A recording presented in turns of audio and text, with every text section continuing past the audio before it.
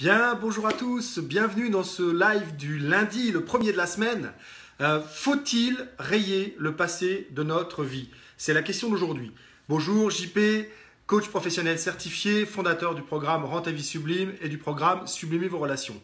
Écoutez, aujourd'hui, là je suis chaud. Je sors d'un coaching avec un client qui a été déjà 2 fois mon client et qui travaille pour accompagner les jeunes entrepreneurs dans leur vie d'entreprise et dans leur création d'entreprise. Et je suis bien remonté. Alors, le coaching n'avait pas grand-chose à voir avec faut-il rayer le passé de sa vie. La question c'est ça, c'est que faire du passé, notamment du passé quand il est douloureux, du passé quand il a été blessant, quand il a été marquant, que ce soit, bonjour Elodie, bonjour Jean, que ce soit une maladie grave, que ce soit un décès, que ce soit avoir perdu son entreprise. J'ai autour de moi des tas d'exemples de gens qui sont en situation, moi-même j'ai été dans cette situation d'être face à de graves chocs dans ma vie et pour autant, est-ce qu'il faut, oui ou non, s'en débarrasser? Moi, ma première réponse spontanée, c'est non. Non, il ne faut pas se débarrasser du passé. Pourquoi? Parce que dans le passé, il y a des choses très difficiles et il y a des choses extraordinaires. Et très souvent, et je sais que moi, ça, c'est des posts, des phrases inspirantes qui marchent très très bien. Très souvent, finalement, dans les très gros obstacles, dans les très gros coups durs, il y a d'énormes cadeaux pour nous. Et je vais vous raconter une anecdote. Maintenant, vous êtes habitués, vous savez que j'ai toujours une petite anecdote à raconter. Une anecdote au sujet de l'adoption de mon fils Théo. Il y a exactement 19 ans et 4 mois, je suis parti au Vietnam pour adopter un enfant. Alors, je ne savais pas si ce serait une fille ou un garçon, peu importe. Il se trouve que c'est Théo que j'ai eu. Donc, un des plus beaux moments de ce voyage au Vietnam, un des plus beaux souvenirs de ce passé, qui, quand je m'en souviens, me gonfle d'énergie, et c'est pas la première fois que je le raconte, mais pour ceux qui me connaissent pas bien, je vais la raconter à nouveau. Voilà, quand je suis allé chercher Théo au Vietnam, le jour de son arrivée à l'hôpital, donc j'étais assis sur les bancs de l'orphelinat, et il y a les barrières qui se sont ouvertes de l'orphelinat à côté de Saigon, Ho Chi Minh Ville, pour ceux qui ne connaissent pas l'ancien nom. Les barrières se sont ouvertes, et il y a l'ambulance qui amenait donc les bébés pour l'adoption et qui venait de l'hôpital de Saigon, qui passe les gages. Là, je m'entends vous dire, elle passe la grille.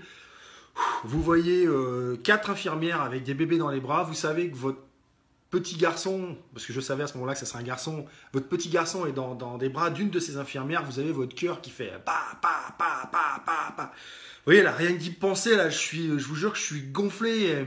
Et de penser à cette image, de me dire ça y est, là, dans quelques instants, je vais être papa, je vais avoir mon fiston dans les bras, ça y est, ça va démarrer. Je peux vous dire que de repenser à cet épisode-là, c'est extraordinaire.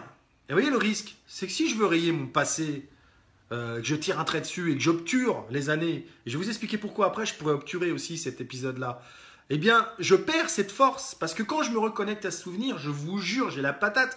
Je le fais souvent quand j'ai un gros événement ou quand j'ai beaucoup de gens en face de moi ou quand c'est un nouvel atelier, je me connecte à plein de choses comme ça que j'ai vécues et qui m'ont rempli de force à ce moment-là. Et là, je vous jure que cet événement-là, il me gonfle. Donc, l'ambulance est passée et je vois arriver une sœur qui m'appelle et qui me dit venir, bébé là, etc. Et là, je prends Théo dans mes bras et c'est bam, une explosion extraordinaire d'émotions, etc. Et ce petit bonhomme qui, à ce moment-là, tenait tête ici, pied ici, ne trouve rien d'autre à faire que de marquer son territoire et de me faire pipi dessus. Et de dire, bah voilà, t'es mon papa, je te fais pipi dessus, t'es à moi. Et là, c'est un moment extraordinaire. Et pourtant, en ce moment, je pourrais m'en souvenir différemment. Parce qu'avant d'avoir eu Théo dans les bras, 3 semaines avant, on m'avait confié un autre bébé. J'étais allé à l'hôpital voir la sœur qui s'occupait des adoptions et on nous avait mis un bébé dans les bras. Et malheureusement, 15 jours après, ce bébé, on nous l'a retiré parce qu'il avait une malformation cardiaque. Et je vais vous donner une idée du pragmatisme des Asiatiques.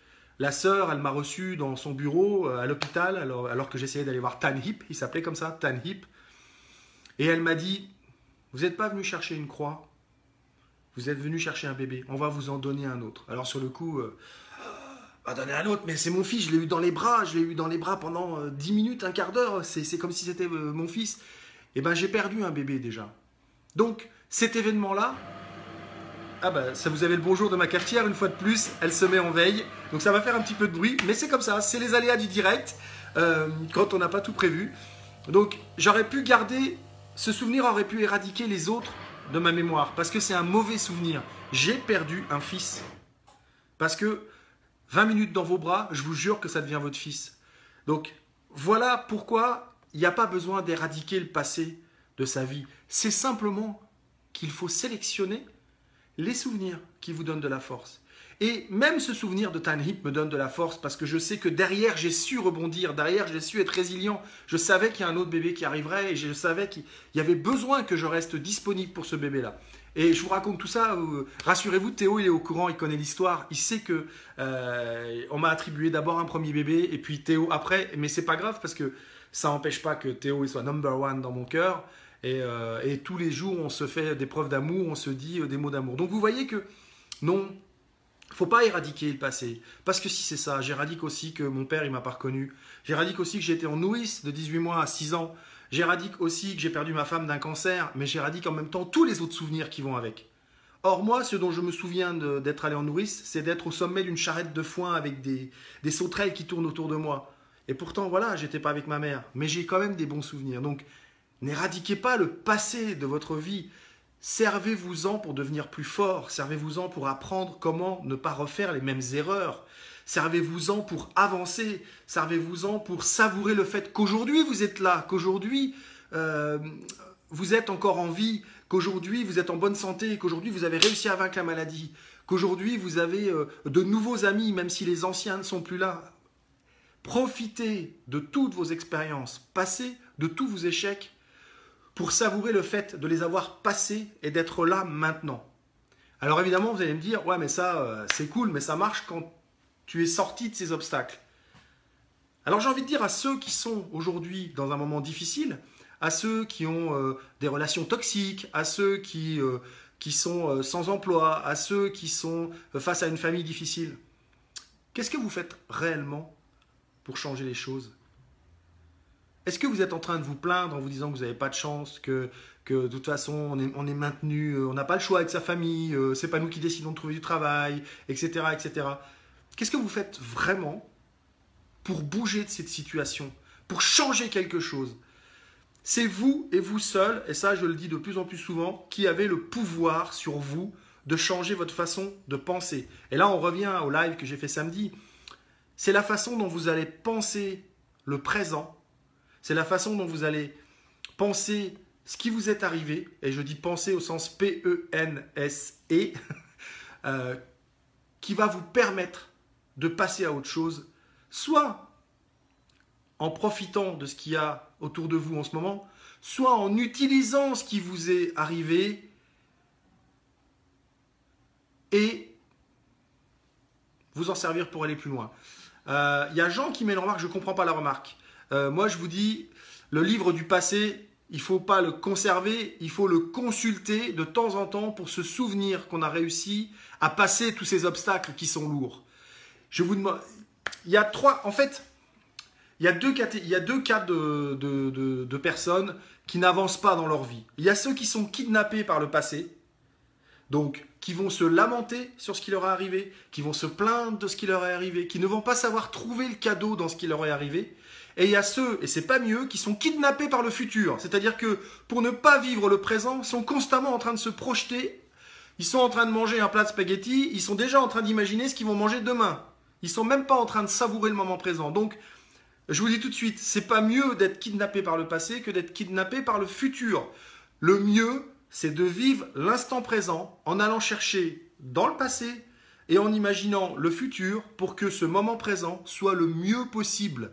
Le mieux possible. Donc, d'accord, j'ai compris Jean maintenant. Ok, oui, il faut le conserver dans une bibliothèque et aller le consulter. Le brûler, ça ne servira à rien. En revanche, continuez de brûler les accords négatifs que vous passez avec vous-même parce que ceux-là, ils vous serviront jamais à rien. Effectivement, je rejoins à 100% mon ami Jean Nadeau. D'ailleurs, il fait un truc pour ceux qui auraient envie d'apprendre à prendre la parole en public ou à devenir conférencier. Il fait quelque chose mercredi soir.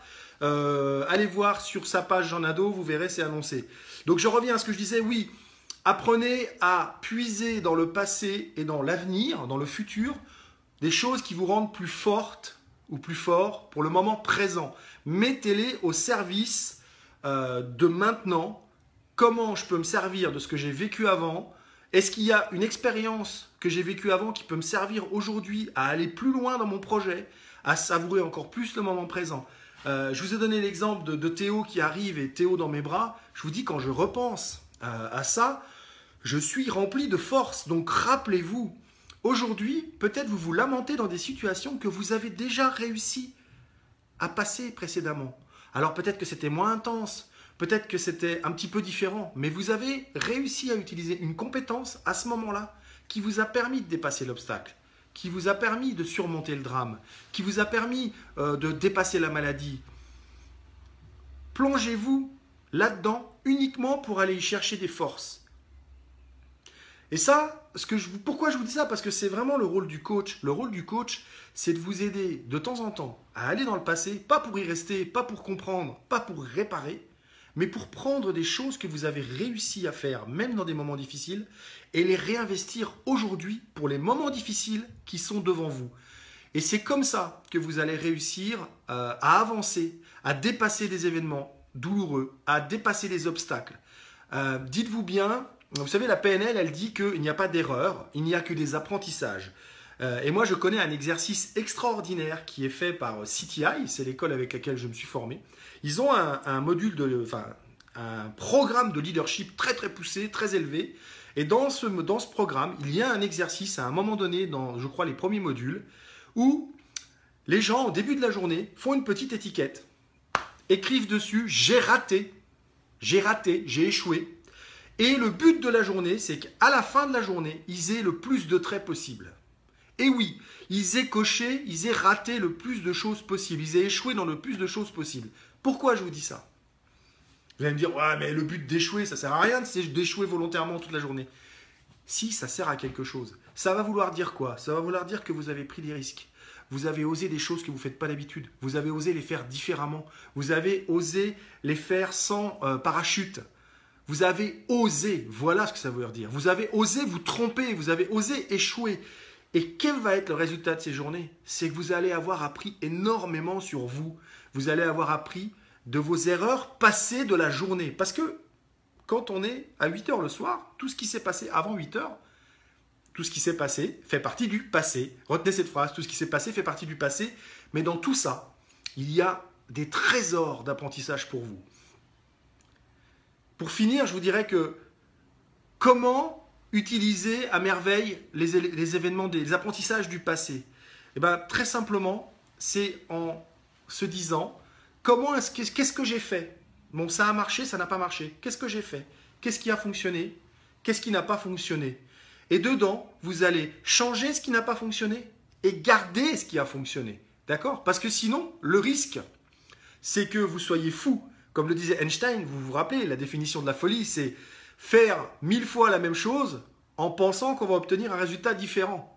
C'est pour ça que c'est important, oui, d'aller dans le passé chercher des éléments et de se dire de ces éléments, mais ok, qu'est-ce que j'ai fait ce jour-là? Ah ouais, mais ce jour-là, je ne m'étais pas suffisamment préparé avant. Voilà, j'ai voulu aller faire un trek en Himalaya, j'ai complètement coincé parce que je ne m'étais pas préparé avant. Donc ce coup-ci, je vais me préparer un peu plus. Et vous allez refaire l'Himalaya, et ce coup-ci, ça va marcher, parce que vous serez préparé. Donc là, c'est un exemple, mais souvenez-vous de ça. Et je terminerai avec cette phrase, parce que vous savez que mes vidéos servent vraiment à travailler l'estime, la confiance et les relations. C'est Arthur Ashe, un joueur de tennis qui a été numéro 1 mondial pendant des années, qui a gagné des grands tournois de tennis, qui disait « Une des clés de la réussite, c'est la confiance en soi. Et une des clés de la confiance en soi, c'est la préparation. Donc, se préparer, c'est aussi aller dans le passé, voir les erreurs que l'on a fait, comment est-ce qu'elles se sont produites, voir les obstacles qu'on a dépassés, comment est-ce qu'on a fait pour les dépasser, pour les utiliser aujourd'hui dans votre présent et aller le mieux possible vers votre avenir. Voilà. Donc, si ces vidéos vous a plu, si ça vous apporte quelque chose, partagez-la, commentez-la, envoyez-la à des amis à qui ça peut servir. Abonnez-vous à ma chaîne YouTube, je vais mettre le lien au-dessus dans pas longtemps, juste après, et cliquez j'aime, petite coupure, donc cliquez j'aime sur ma page et invitez vos amis à aimer ma page. Voilà. Donc, je vous remercie d'avoir été présent encore aujourd'hui. Je vous dis à demain Et demain, on va parler de la zone de confort. Je sais que ça va en intéresser plein. À demain.